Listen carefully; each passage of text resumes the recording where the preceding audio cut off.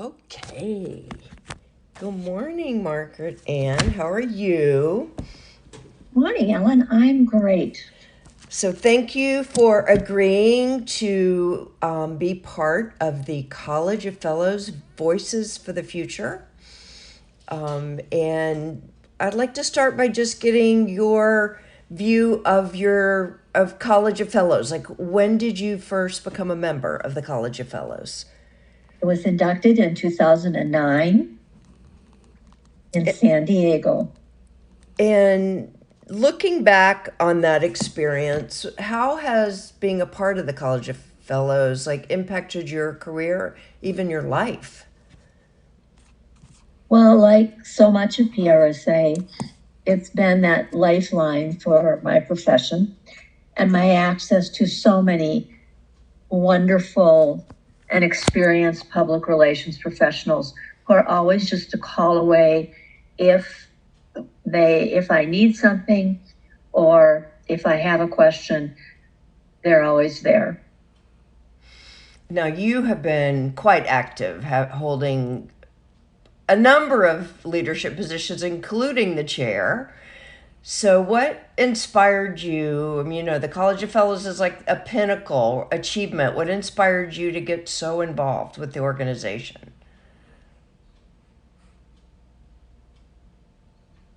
Well, I was involved right away when I was inducted, and then I kind of went on hiatus. But I had always wanted to give back to the college by being chair.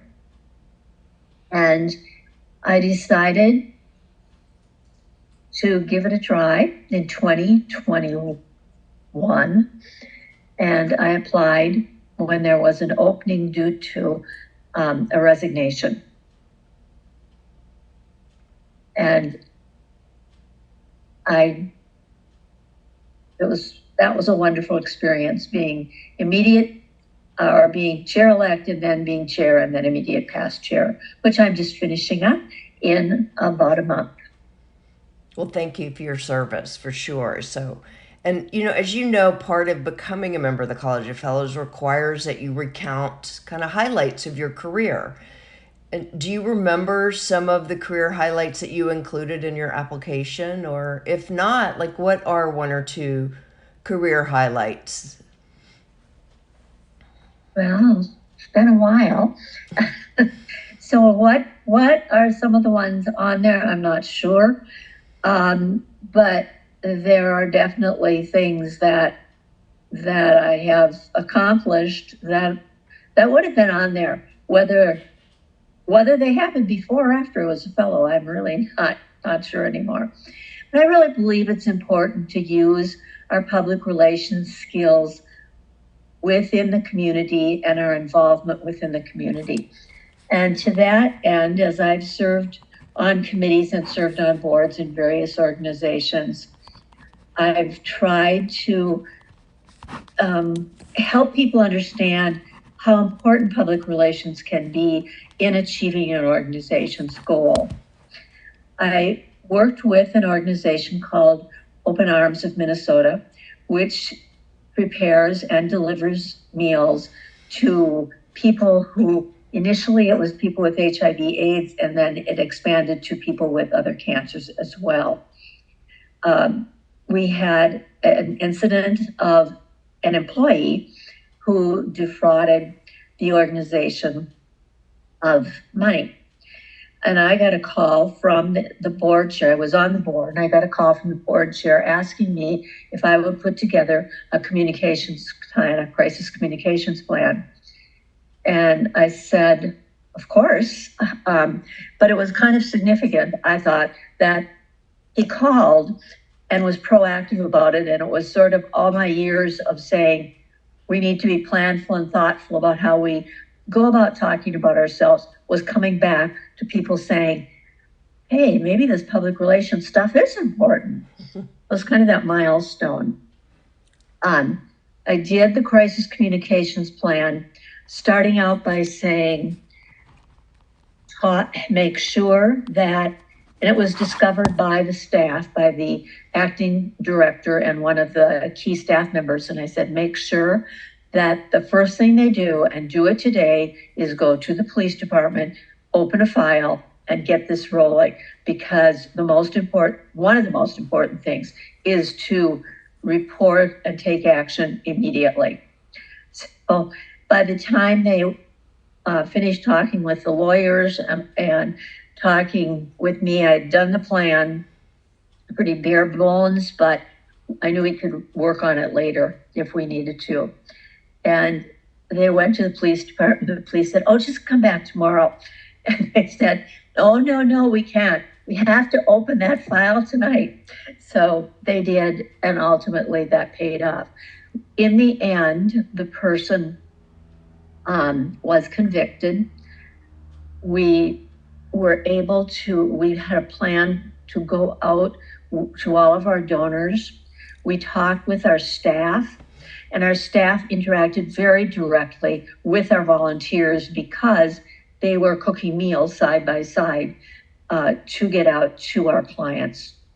And we told them how important this was, that they not talk about this, not share this with any of the volunteers, but we trusted them and wanted them to know what was going on, because for one thing, this person was not going to be coming into work that day, and he worked in the overnight shift. And they needed to know what was happening. The staff was wonderful. Their biggest concern was what's going to happen to our clients, and are they still going to get the food they need? That was their biggest concern, not about themselves, not about what it would do to the organization. And we talked through all that. We ended up going out to our various volunteers, starting with our past presidents. And the bottom line was that when all of this became public, not only did we not lose any donors, we gained some donors, and we managed to maintain our giving level for that year because we were thoughtful, went through a process, and we did all of the things we should have done from a PR perspective.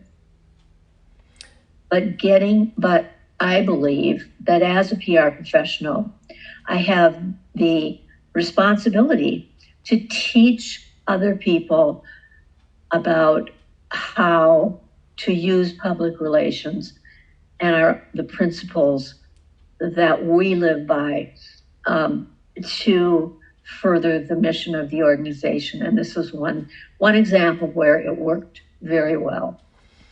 And it sounds like you've mentioned guiding principles that have sort of served you throughout your career. Would you agree with that? And what are some other principles that you've kind of stood by throughout all the jobs in your career? Well, I believe that we have an opportunity and a responsibility to act ethically and to do the right thing because it's the right thing to do for the organization we're serving, for the employees of that organization, and really for the general good of society. You know, we used to talk more about the general good and doing the right thing because it was the right thing to do. And in the past decade or so, we've kind of moved away, not we PRSA, but we as our society. And when you think back to how important that is and to act in the greater interest of the public, that's really what we've been about. So to that end, I kind of believe that the first thing we need to do is listen. I always say God gave us this proportionate, one mouth, two ears, and we should use them in that proportion because we need to know where other people are at before we start our action. And we need to know what's happening and have that background. And I think particularly as young professionals coming into the organization, it's important to get grounded in the facts and ask the questions and not just make assumptions on what we think. So perhaps because my initial career was teaching high school students that who didn't always listen too well and weren't always too interested in what I was teaching. It was just English, after all. That wasn't that important in their lives. But that need to get to the root cause of an issue or a problem, to really understand it, and to understand it not just from a perspective, but from multiple perspectives, and to even acknowledge that there are multiple perspectives. So you mentioned that you were a teacher before. How did you go from teaching into public relations? Well, that was kind of an accident, actually. I loved teaching and I loved working with students. But really, I'm doing the same thing because I'm still teaching and I'm still working with people and trying to influence how they can be active and productive members of society. During the St. Paul Chamber of Commerce, one summer, in conjunction with the St. Paul Chamber of Commerce, offered an internship program to help teachers learn more about economics of business. Many teachers, I was one such, go from high school classrooms to college classrooms, sometimes to graduate classrooms, to teaching in a classroom, but not really a lot of work in the retail world or the business world, corporate world.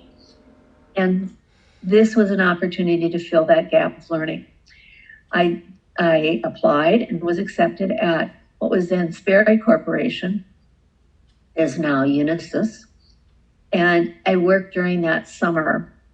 And a year and a half later, just 2 summers later, I guess, they called me and asked me if I was interested in joining them permanently. It was a great opportunity. I took what was then available in the state of Minnesota as a 3 to 5 year leave of absence from teaching, with the idea that I could and probably would go back to teaching, but I never did. I stayed in the corporate world and just applied my skills differently and really specialized in employee communications and community relations, and worked with a vast number and variety of community organizations, which again gets to that piece of the greater good and working to improve the society in which we live and to know and understand that society better. So you've already mentioned a bunch of jewels of advice, the ears and the mouth. I love that one. For PR professionals thinking about applying to the College of Fellows, the future leaders of our profession, what additional advice do you have to offer them? Be curious. Read everything. Listen to credible news sources, such as national public radio and your local public radio station, because you really get more in-depth news. Now, keep in mind, I'm prejudiced because I did work for a while for Minnesota Public Radio. The reality is, when I watch news, commercial news on television, I'm constantly asking in my head questions of the reporter, and they're off 3 stories further down the line, and none of my questions get answered. But public radio, public television do a better job, I think, of answering those more in-depth questions and giving you more in-depth background. But if you're curious, you follow up and you pay attention to what's going on in your world, your community, your family, your community, your larger state, and the United States and the world, be aware of what's going on around you and be mindful of that. I don't think you can be too curious. And I don't think you can ask enough questions. And I would say ask more questions than you answer. Well, wow. Thank you so much, the public relations profession is certainly lucky that you switched careers, and the College of Fellows is certainly lucky that you were willing to take a leadership role. So I really appreciate your time, and thank you so much for this interview. Well, thank you for asking, Ellen. Have a great day. You too.